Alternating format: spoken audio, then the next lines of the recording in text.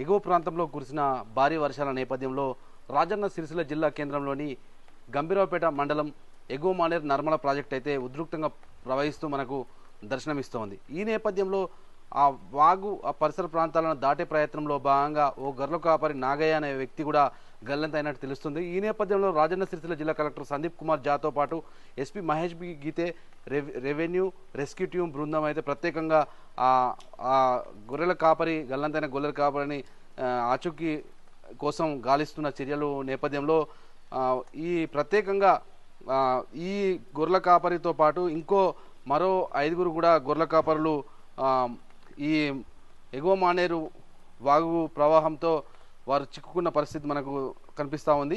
విజువల్లో చూసుకోవచ్చు. అయితే వారికి ఆహార పదార్థాలను అందించేందుకు కూడా రాజన్న సిరిసిల్ల జిల్లా కలెక్టర్ సందీప్ కుమార్ ఝాతో పాటు ఎస్పీ మహేష్ బి గీతేలు డ్రోన్ ద్వారా ఆహార పదార్థాలను అయితే అందిస్తూ ఉన్నారు.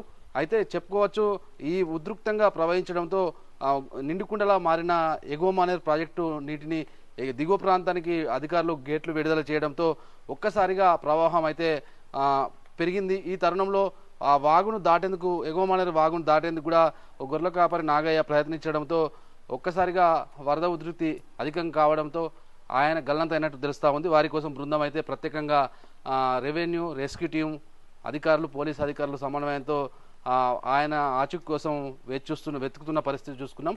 అయితే వీరికి ఆహార పదార్థాలు డ్రోన్ సహాయంతో అందించారు.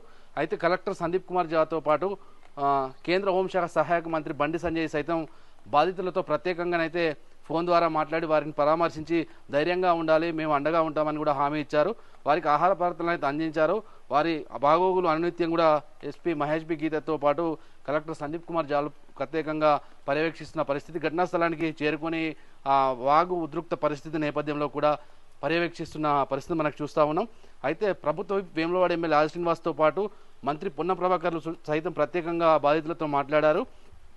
కరీంనగర్ ఉమ్మడి కరీంనగర్ ఇన్ఛార్జ్ మంత్రి తుమ్మల నాగేశ్వరరావుతో పాటు మంత్రి పొన్నం ప్రభాకర్తో వేములవాడ ఎమ్మెల్యే ప్రభుత్వ ఆది శ్రీనివాస్ సైతం బాధితుల పరిస్థితిని వివరిస్తూ హెలికాప్టర్ వాతావరణం అనుకూలిస్తే హెలికాప్టర్ ద్వారా కూడా వారిని సురక్షిత ప్రాంతానికి తరలించేందుకు కూడా ఏర్పాట్లు చేయాలని కూడా రిక్వెస్ట్ చేసినట్టు తెలుస్తూ ఉంది. ఏదేమైనప్పటికీ భారీ వర్షాల నేపథ్యంలో ప్రజలందరూ అప్రమత్తంగా ఉంటూ తగ జాగ్రత్తలు తీసుకోవాలని, అత్యవసర సమయాల్లో ఇంటి నుంచి బయటకు వెళ్లాలని వారు సూచిస్తూ ఉన్నారు.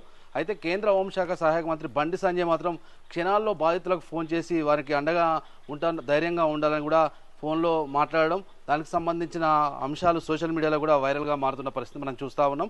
ఏదేమైనప్పటికీ ఈ వర్షాల నేపథ్యంలో పశువుల కాపరు జాలర్లు ప్రజలందరూ అప్రమత్తంగా ఉండాలని జిల్లా ఉన్నతాధికారులు కూడా ప్రత్యేకంగా ప్రకటనలు జారీ చేసిన నేపథ్యంలో వినాయక చవితి పర్వదినం నేపథ్యంలో కూడా ఉదయం నుంచి వాతావరణంలో తీవ్రమైన మార్పు నేపథ్యంలో కూడా ఆకాశం మేఘావృతమై దర్శనమిస్తూ ఉంది. ఒక్కసారిగా వాతావరణం చిరుజల్లుతో కూడిన ఉదయం వర్షం ప్రారంభం కావడంతో కొద్దిపాటి వర్షమే కావచ్చు, మిగతా ప్రాంతాల్లో వర్షం లేని నేపథ్యంలో కూడా పశువుల కాపర్లు అయితే యథావిధిగా వారి వృత్తి పనిలో భాగంగా పశువులు కాసేందుకు కూడా ఎగువ మానేరు ఆ ప్రాంతానికి వెళ్ళి నేపథ్యంలో ఒక్కసారిగా దిగువ ప్రాంతానికి అధికారులు మాత్రం నీరును విడుదల చేయడంతో ఒక్కసారిగా ప్రవాహం ఊపందుకుంది.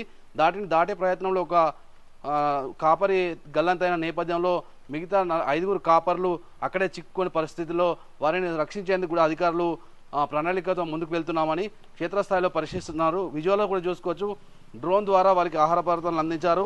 అయితే ముఖ్యంగా చెప్పుకోవచ్చు, దానికి సంబంధించిన అంశాలలో కూడా వారికి ధైర్యంగా ఉండాలని కూడా కలెక్టర్ సందీప్ కుమార్ ఝాతో పాటు ఎస్పీ మహేష్ బి గీతే, కేంద్ర హోంశాఖ సహాయ మంత్రి బండి సంజయ్, మన మంత్రి పొన్నం ప్రభాకర్తో పాటు స్థానిక ఎమ్మెల్యే వేములవాడ ఎమ్మెల్యే ప్రభుత్వ ఆది శ్రీనివాస్తో పాటు కేకే మహేందర్ రెడ్డి పలువురు అధికారులు కూడా వారికి గ్రామ స్థాయిల నుంచి కూడా ఫోన్ చేసి ధైర్యంగా ఉండాలని చెప్తున్న పరిస్థితి చూస్తున్నాం. ఓ2 స్టూడియో.